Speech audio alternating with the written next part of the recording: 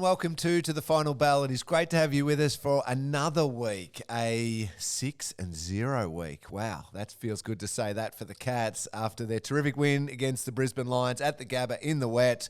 I'm joined, as I am every single week, by Meg McDonald. Meg, hello to you. Hey, Lingy, going well. Oh, how good was Saturday I mean, night? you didn't even ask, but I'm telling you because we're 6-0. Yeah, I know it's not, you got to keep the lid on everything like that. But just as fans, we can be a little bit excited about the fact that the Cats are sitting on top of the ladder and have really set up their season beautifully now. And that was a crucial win Saturday night. Wasn't it a crucial win? I think I try and stop myself, not necessarily from a fan point of view, but from, I think, gosh, the narrative when you're not 6-0 is come Monday you turn up the same, all that sort of stuff. But I just think you can't deny how good it is to win, you know.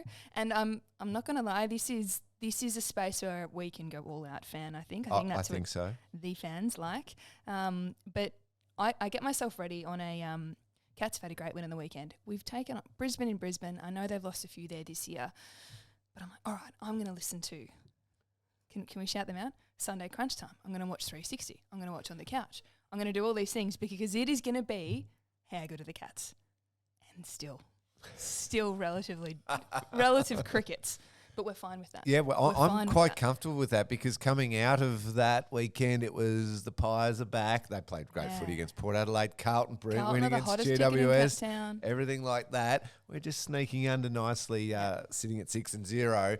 Speaking of Carlton, we're going to look forward to that game. That will be a huge blockbuster at the MCG this Saturday twilight game. We're also going to look ahead to... Well, not look ahead necessarily. Obviously, some wonderful news overnight. We're recording this one on a Wednesday. We'll touch on that as well. We'll talk about possible ins and outs for this week's game. We'll get to your questions a bit later on. But let's just do a quick deep dive into the game. It was wet. It was wet. Gosh. Tough conditions for both teams. Brisbane actually got off to a really good start.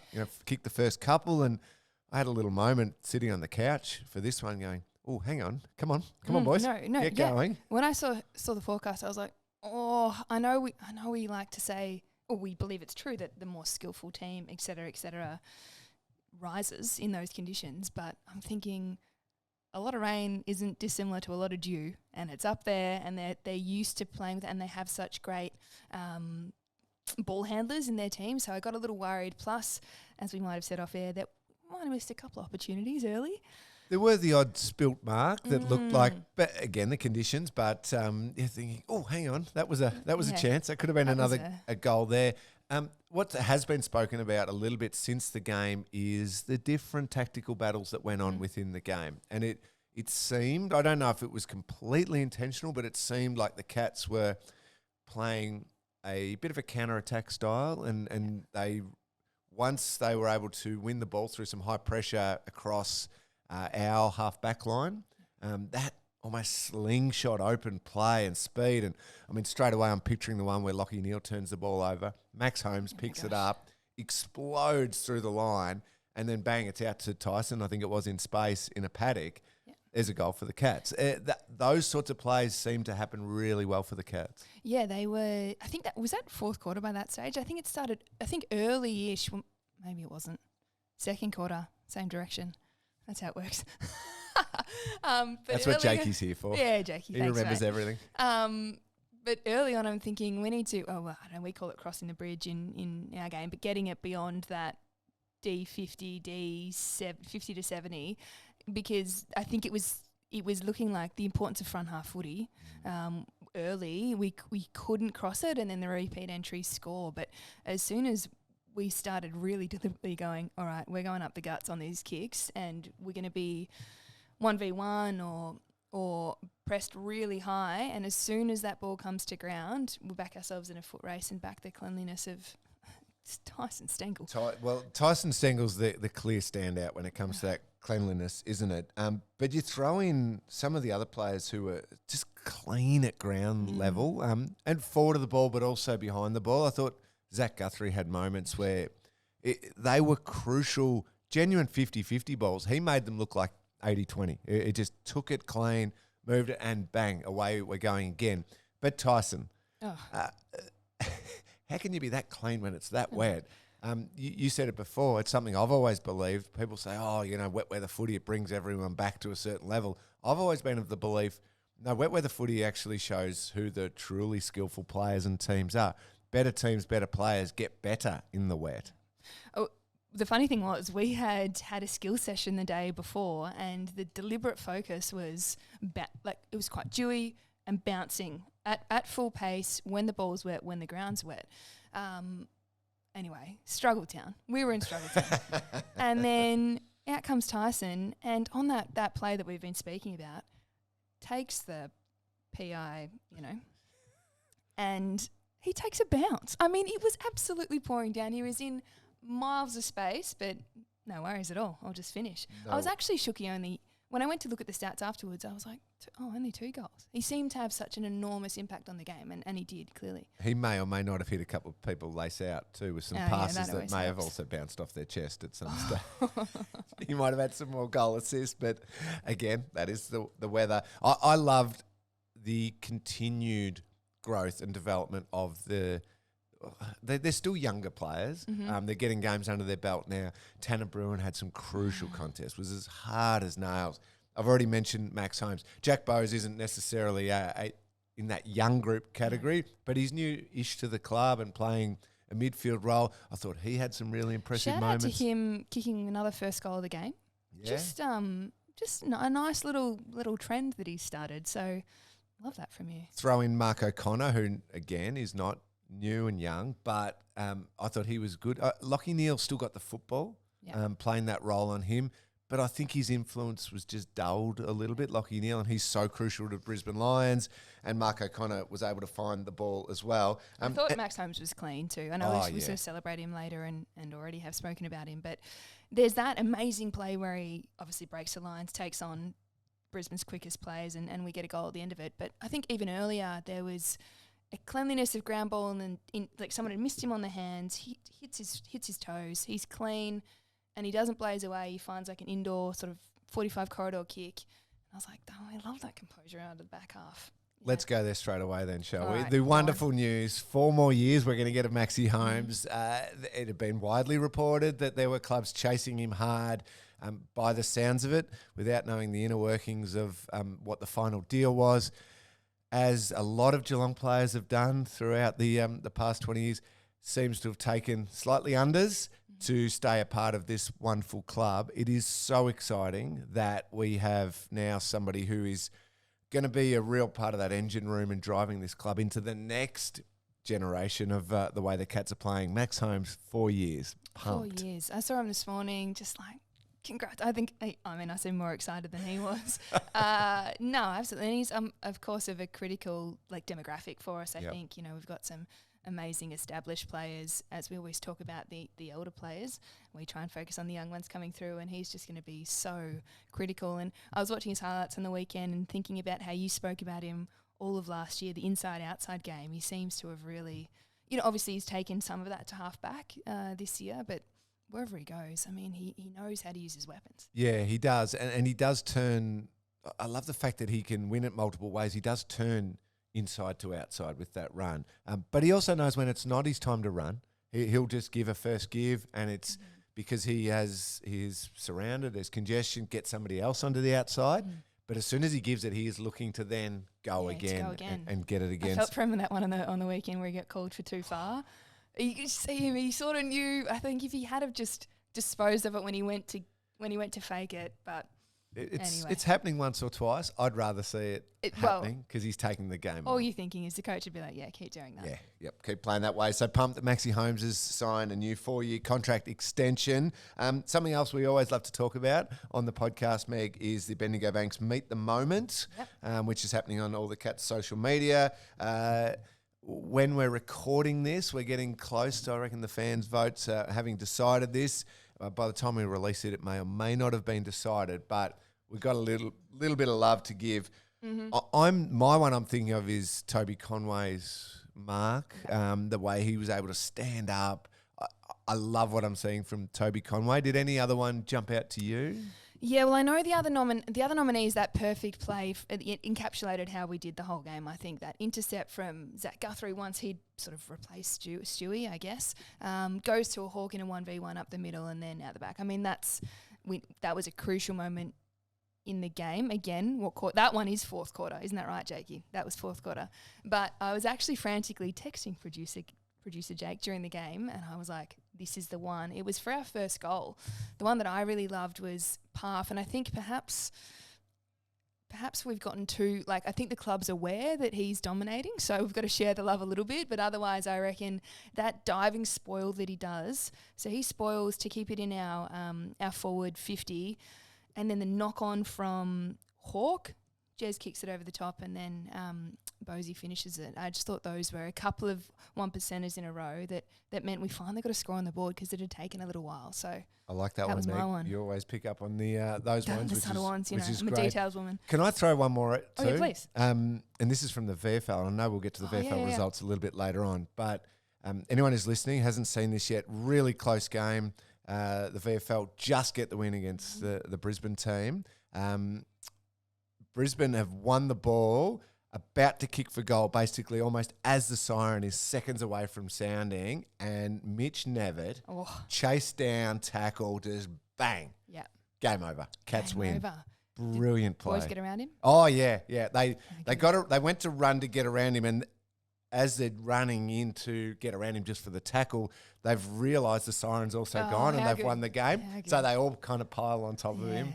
Really cool. Check that one out if you can. I'm sure it'll be on the Cats. Not dissimilar to, on the Cats, I'm cut you off again, but the even the Ollie Dempsey one that resulted in a free kick and a Berry goal, I was like, love that from you, Ollie. The intent is there, and I think we've got a few fan questions later on about, the pressure of the team this year. So it's standing out. Basically, Ollie Dempsey can't do anything wrong in my eyes. Fair enough. I just absolutely love him. Hey, I want to take a break because I do want to look ahead towards the Carlton game and a huge clash at the MCG. And I want to leave enough time to get to some of those fans' questions that you were talking about. So we'll be back in a second. Welcome back. It is great to have you with us on To the Final Bell. Let's look forward to this Saturday's game, Meg. It is a true blockbuster. It is pretty cool that it's a Cats home game.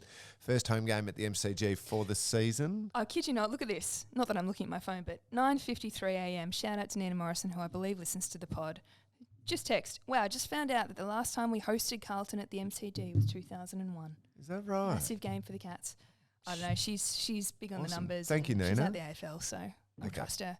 But it's a massive home game, to your point. It is. And you've done the research because you actually do preparation for this. Copy and paste. And work incredibly hard on this podcast. The highest Geelong home crowd attendance versus Carlton during the home and away season is 49,107 here at Cardinia Park, GMHBA Stadium, round 1952. So a lot more standing room back in those days. You can jam them in a little bit more. So that means... And you could probably fudge the numbers back then. The little clicker counter. That means I'm assuming we're going to break the home crowd attendance. I mean, come on. 75,000, 80,000. Go on, put an 8 in the front. You can do it. 80? Oh. You and I are doing our bid, so I think we can. I know that there will certainly be 3 Lings there. I'm taking Max and Henry. So please, Cats win. Please. Don't put me and my kids through an up and about Carlton crowd. Just grab the win for us. Just do me a favour. It will be a huge game, though. Obviously, Carlton in really good form. They had a terrific win against the Giants. Their key forwards in form. Let's park the fact that the Cats are playing them this week. I find them a joy to watch. Charlie Curnow's just an absolute pleasure to sit back and watch play footy. His ground ball get on the weekend and that he turned and snapped is ridiculous for a bloke of his size. So they're playing great footy. Another De Koning is also playing great footy. Tom De Koning. Sam's playing his 50th game. We won't have Tom Stewart, unfortunately. Got to give Carlton a chance. Under the concussion protocols. They have a couple of injury concerns themselves.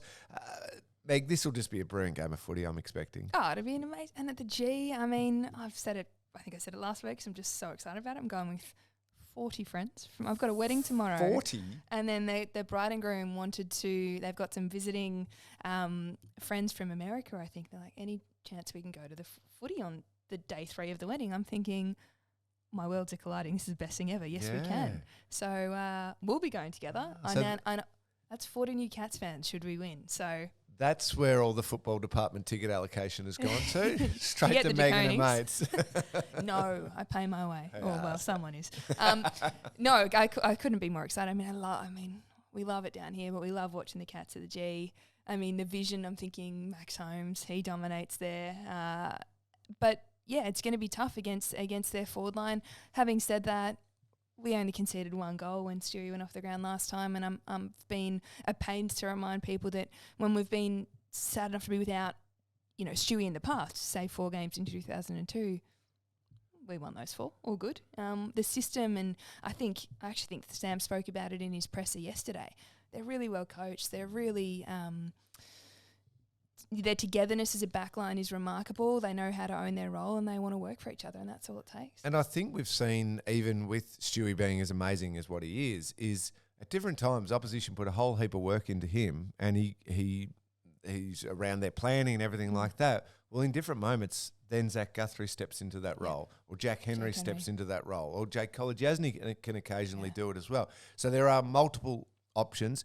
Who do you think comes into the team though? Is it definitely a backline player, or will they push someone else back? Yeah, I don't know. I'm wondering. Well, I think Tom Atkins seemed to go behind the ball a little bit as well. Not that he's going to take on Charlie Curnow, but I think, Scotty talks often about how we would be prepared to play Cameron, Neil and Hawke in the same team. Is that this week? I think that's an option. Of course, I think probably the most obvious is Connor O'Sullivan. He's made his debut. He's of a similar, size to Stewie. He's behind the ball. So, I mean, no one can predict where the Magnets are going to line up or start, or maybe Jeremy Cameron's at centre-half back. Who knows? He was on the wing at the start of the game on the weekend. He can pretty much do whatever he wants, Jeremy Cameron, the way he plays his footy. But, it's a good point you make. Connor O'Sullivan, it would be a big task to play on one of those two, perhaps a Harry Mackay and Sam De Koning, Charlie Curnow, or vice versa. But that's something they haven't been afraid to do as a club. I'm picturing Sam De Koning, 2 years ago, as a young man, 2022 season, asked to play on some of the biggest key forward roles in the game, and he stepped into that. He relished with that opportunity. I think it'll be the ripple effect, won't it? Because, as Scotty said, it was unlikely that Tom Stewart was going to play on either of those two. It's just about how that then, changes the balance, because I presume Jack Henry will play on one of those two, at least start on them. And he's been one, as you said, that has been a fantastic interceptor and has been the guy that's been freed up at times. It was Zach Guthrie on the weekend. I don't know, but I mean, I love talking about the back line. Talk to me about the old midfield at Carlton. Yeah, that's the big and it's a good point you make, because we're throwing names around, but the reality is probably Jack Henry and Charlie Curnow, Sam De Koning and Harry Mackay, Zach Guthrie playing what we'd call the Tom Stewart role. So, but you start trying to get creative and think, maybe this player comes in the middle of the ground. They are very good. Sam Walsh proving how terrific a player he is and how much of a professional he is. An injury interrupted pre-season, delayed start to the season, and then goes bang, bang, 2 incredible performances. Paddy Cripps is a star. George Hewitt is an underrated star. They've got a high-quality midfield. And we look at our midfield and think, okay, we've got the blend now of experience. Paddy's back. Cam Guthrie available as well, but I'm assuming perhaps not coming straight into the AFL team. And then it's Tanner Bruin, Jai Clark's having moments in there, Jack Bowes is in there, Mark Blitzars is playing wing or sometimes going inside. So I think Geelong has more to throw through the middle of the ground, whereas Carlton's first line midfielders are A+ grade. They are just highest of quality. But how deep that goes, that's the challenge, where if Geelong can go deeper and sustain it through there, we might have to roll with occasional times where Cripps and Walsh get going for a little bit, but eventually we wear them down, and then Atkins is back into the middle of the ground, and we just don't let up because of the number of players who can go through there. And I think with the leadership in our midfield, what I think has been really great to see, and whether you think you can perceive this from the outside or not, I'm not sure, but there's no intimidation from the likes of Tanner Bruin and Jack Bowes. I don't think they're going in there thinking, I've got a Brownlow medalist I'm up against, or it's, I've got a Brownlow medalist I'm up against, or a dual one on the weekend. I'm here to match. I'm out here to outwork him, outmatch him, however. And as like Mark O'Connor's been in there to play a role. I don't know if that happens again. So I just think the acceptance of where the team's at under the leadership of Danger, who comes back in and asserts himself, means that there's no, you'll win some, you lose some, like you do every game, but it doesn't mean it's going to roll on for 4 quarters. No, exactly right. And then you talk about that forward line, and this is where I think if you start analysing a real advantage, obviously Hawk and Jez appear as the superstars of that, but I'm just going to park them for a second. And Geelong's ground level players, who are also threatening in the air, Tyson and Brad Close in particular, and Ollie Henry, real threats in the air. But the ground ball ability of Tyson, Brad, Ollie, and Brian, and their finishing ability, first class. Yeah, the ground ball ability, even the ball control on his kick of Brad Close over to like slightly around the body, to Ollie Henry for one of his goals, just elite. And then that kick, like Brad Close's goal on the weekend, that is not easy. That in the wet. Et cetera, et cetera. We're going backwards now and should be looking forwards. But no, those players are really honing their craft incredibly well. And while we're on the subject, I've got Idiosyncrasy of the week because, I've had a few. It's another grind one because I was just watching the highlights back. I was like, it's the hamstring stretch in the routine. Have you noticed that one? Like it's the hamstring plus it's like groin, adductor groin sort of stretch, Just shout out for that one because I'm like he's. I'm assuming he's warming up the muscles he's going to have to use with his particular kicking style. Yeah, a little bit of adductor, a little bit of around the body. Yeah, gotcha. Anyway, shout out Grind. Absolutely. Haven't spoken to you about that in person, but absolutely. Speaking of shouting out things, the membership obviously ahead of this huge game. What do you got for us? You always come with something to the table. Oh, that's me and the membership team in cahoots for a little discount this week. We've got in honour of the 50 gamer Sam DeConing, we've got SDK 50 game offer, 50% off a 3-game membership using that promo code SDK 50. And of course the one that we've really been encouraging people to get around is the Flexi 6 membership. You can take 6 people at once to one game, or you can use the tickets individually or in any combination you like at home or away games in Victoria for the rest of the year. So very cool. Get on that one. Jump on those, especially with the way the Cats are going at the moment. Obviously, this weekend is a massive weekend of football in general. Starting tonight, we're recording this on the Wednesday. I'm heading up to the MCG tonight for the Anzac Eve game. Richmond and Melbourne. The Anzac Day clash of Essendon and Collingwood is always magnificent. The Lions and the Giants also playing on Anzac Day.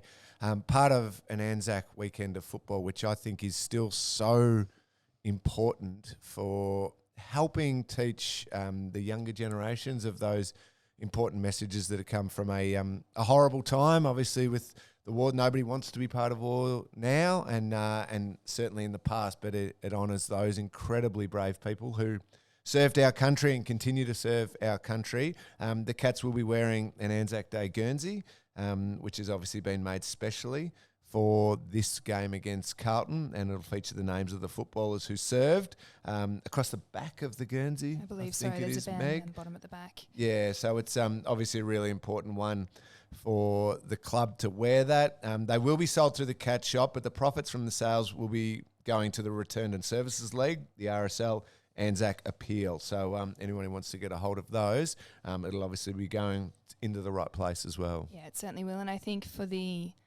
80,000 plus people that are heading up to the game, I think we're encouraging everyone to get there before 4 o'clock, get in your seats before 4. And the game's, I believe, 4:35, but there's a service beforehand. Yeah, so the make pre-game sure you're ceremony, there which will be really important. that. Quickly, we want to take a break because we want to get to some fan questions. But the VFL team, as I said, an absolute thriller. They knocked off the Brisbane Lions by 3 points, thanks, well, in large part to some wonderful efforts across the whole game, but Mitch Nevitt's game-saving tackle at the end. I think Mitch was terrific throughout the entire game as well, so he's in good form. He continues to just bang on that door, saying, let me in for selection, and won't be too far away. And some really impressive performances by some of the other younger players. And when I say younger, inexperienced players, because you throw in like a Mitch Hardy who's no longer young and Sean Manor and that playing really good football. They want to be playing AFL, and that pressure for selection goes to a really healthy club. So they take on the Blues this Saturday, 12:05 p.m. at Icon Park. The VFLW team, Meg, headed to Sydney over the weekend where they copped a nasty loss. It's fair to say. They copped a nasty one, and I think the whole game copped nasty conditions. So we've spoken about it every week. It's going to be a tough season, but I think they're coming up against the Roos, who are I believe slightly more comparable in terms of the players that are playing and where the side's at. So it'll be a good one for them this Saturday, 11 o'clock at Arden Street. Yes, a traditional home of the Kangas. Let's take a break. Let's get to some fan questions up next. Welcome back. It is great to have you with us on to the final bell. Let's get to your questions now. We love hearing from all of the listeners, so please keep them coming in. Lots and lots of questions at the moment, Meg, which is a great sign. Everyone's engaged. Yes, Kat's going along very nicely, top of the ladder. Let's dive straight into it. Marshall has this one. Who's the most underrated player in the team? Pick one for us. Pick one. Is Zach Guthrie still underrated? I don't know. That's the series of people coming to my mind. I'm like, no, surely people are learning about it this year. Okay, can I just change Marshall's question slightly? Okay. Because I know so many of the players are rated highly by clearly the club people. Yes. Rated very highly by the fans. I know, like a Zach Guthrie, now just the appreciation for how good he is. Mm-hmm. What about the just wider football public, non-Cats people, people like me now in the media? Mind you, I'm just totally locked in on the club. But media people, who's the most underrated amongst that audience? One who I think is not getting any attention this year, I mean, I think he came second in the best and fairest last year, is Tom Atkins. Yep. I think, he's not having a standout season necessarily, but his adaptability, his hardness, I spoke about how he, covered off in the back line. One of the most beautiful sights in footy, I think, is a Tom Atkins ground ball in D50. So I think he's one. You sounds like you've got someone for me. Who have you got? No. I love hearing that about Tom Atkins because I'm glad he keeps getting that recognition. You're right. He does not fumble in crucial, like hot balls. That if there's a fumble there, the opposition are onto it, or the chain that comes from that is broken down because of a fumble. He does not fumble.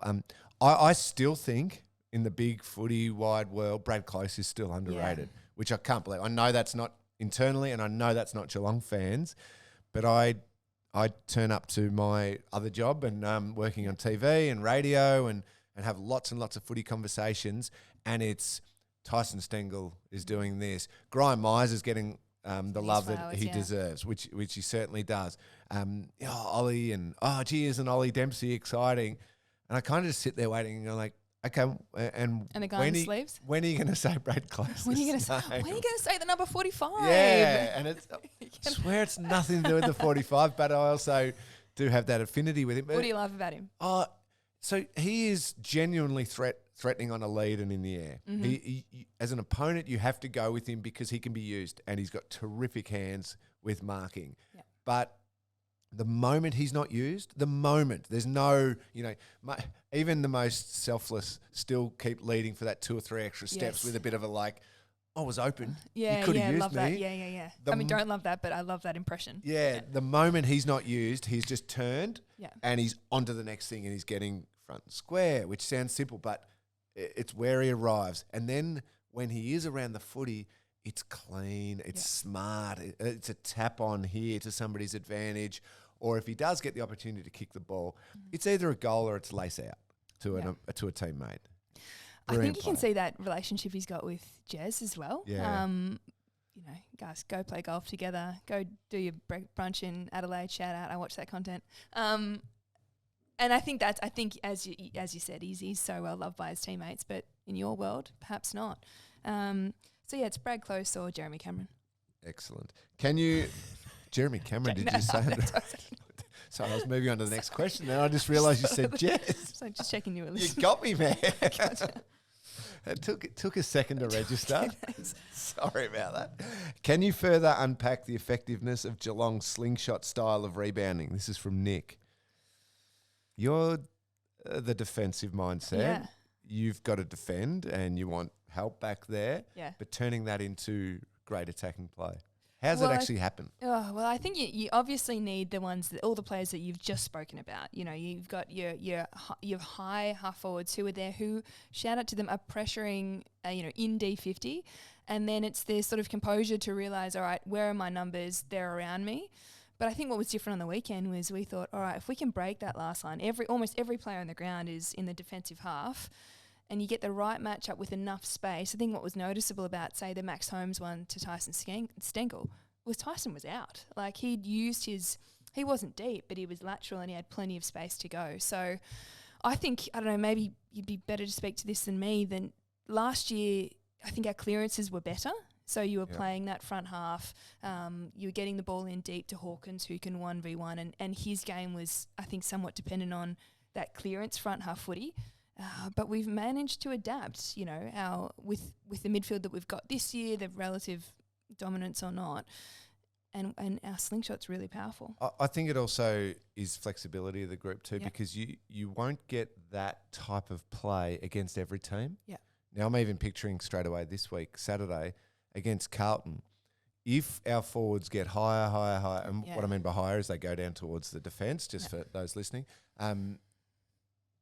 Jacob Wiedering's not going to go all the way. Yeah. So that kick out from Max Holmes to Stengel, that was superb. But there was one, Ollie Henry's first goal was a similar situation. It doesn't necessarily work perfectly against Carlton because Wietering probably anchors and stays back, and he could probably cut that off and clean that up a little bit. So they need to then be flexible and go, okay, so instead of just trying to get out the back of the opposition defensive formation, it might be a short kick, a handball receive, a run and break in order to threaten Jacob Wietering, who perhaps anchors a little bit deeper for the Blues. But the ability to switch between different ways of attacking depending on the opposition they're playing, I think is a really important element. And it's also changing, I think, from the centre circle to that forward 50 arc, crossing the sort of lanes and changing angles in that position. I think that the team's been, I'm thinking of like Adelaide Oval, we go all the way across the ground to Gryan, and I think that composure in that part of the ground when you're playing against a defender who holds his position really well is going to be important. Yeah, hopefully that one answers it clearly, Nick. Geneva? What are you going with? Geneva, thank you. What is the most embarrassing thing that has happened to you in a game? Mine is pretty obvious, Meg. It was in my second game. It's been replayed ad nauseum. Oh, no. And my kids have seen it. Don't pretend you haven't seen it.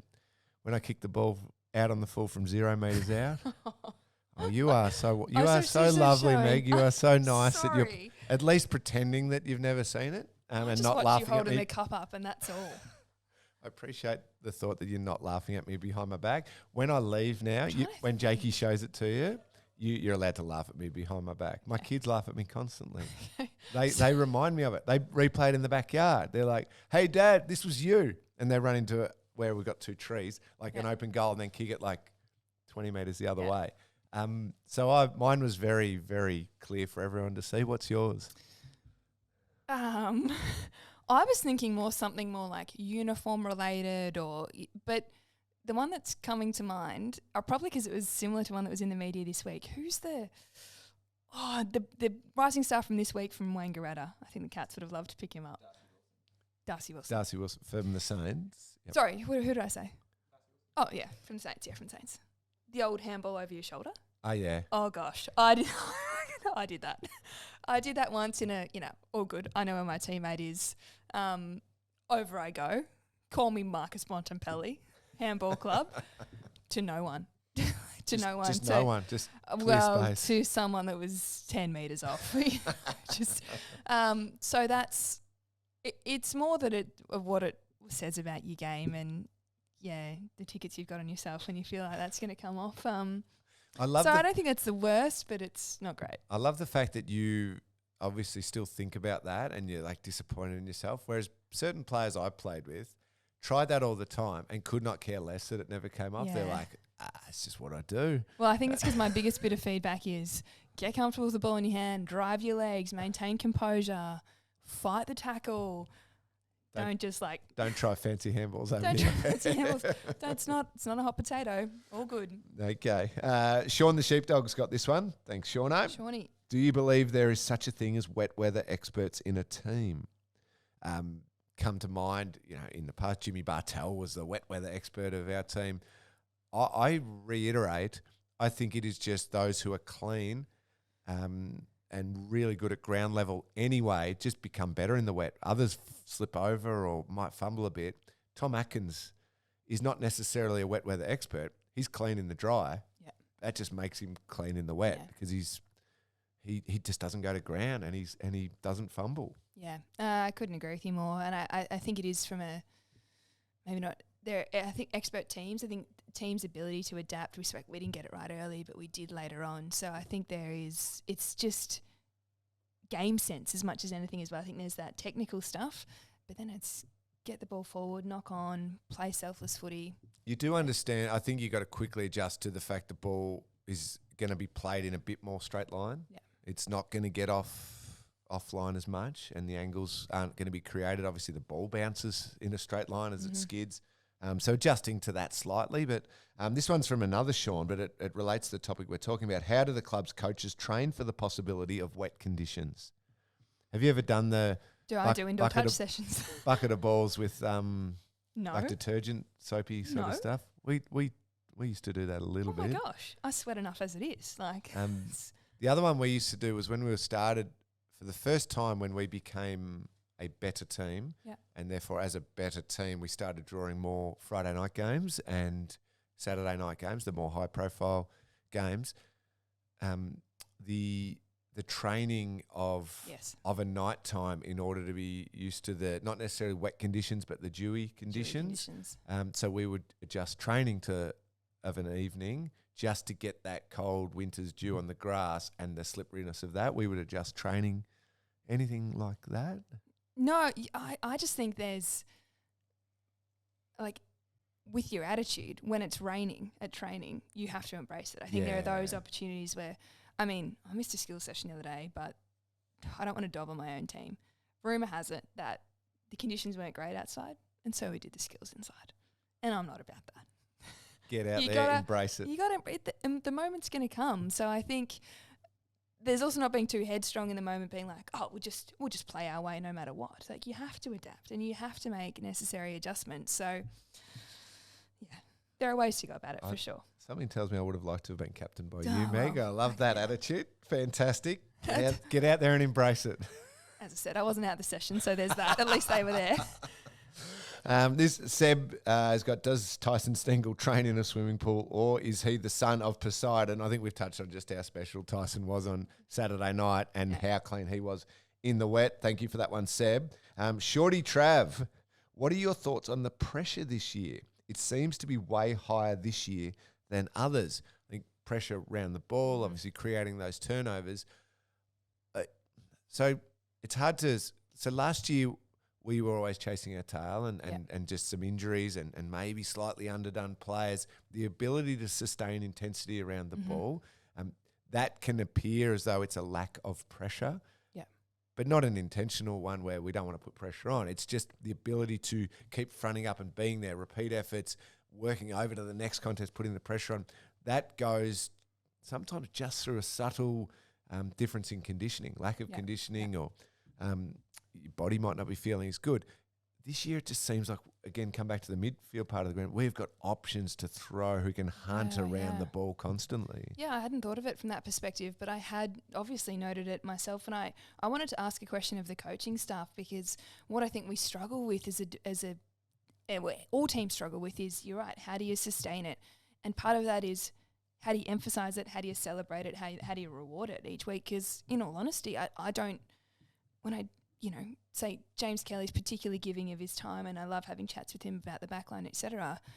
The pressure isn't necessarily spoken about. So I'm wondering, do they talk about it in team meetings? There are clips where, all right, these are the 1%er meet the moment kind of acts that we want to reiterate and reinforce? Or does it come down to the professionalism and overall attitude of the team? And they just know that that's part of their job description when they go out each week. I think a little of both would be my sense of it. I was fortunate enough to spend some time with the Academy boys yesterday and seeing them talk through what they call their Spirit Award and the acts that were in the VFL game. And it was around that foundation stuff of this is what you got to bring to the contest. This is what you got to bring from a work rate to get over there. You can't lay a tackle if you're not there at the contest. So if you haven't done that hard work to get over there, you're never in a position to either put pressure on or to be able to tackle or smother or whatever it might be, what we call traditional 1%ers. So it's work rate as well. Brandon Parfitt's a great example, I think. Mm-hmm. So we're now celebrating all that hard work and the pressure and the contested ball wins and the tackle and the smother, and then he's winning this and he's doing that. Well, I think he's at more contest because he's clearly body-wise healthier and fitter and feeling great and getting across the ground. He's now in a situation where he can impact the game around that contest, either to defend or to attack. So one little stat that producer Jakey's come up with for us, Meg, which is just pure gold. No cat this year has recorded 30 disposals in a game. It's just... I had to question it. I'm still in my mind. I've got this 1% nagging doubt. Surely Jakey's wrong, but Jake's never wrong, is what I've worked out. But that shows again the number of Cats players who are going through the middle of the ground. There's no reliance on one player getting it 35 times and dominating. In fact, the leading disposal winners for the Cats, another Jakey nugget, none of them are mids.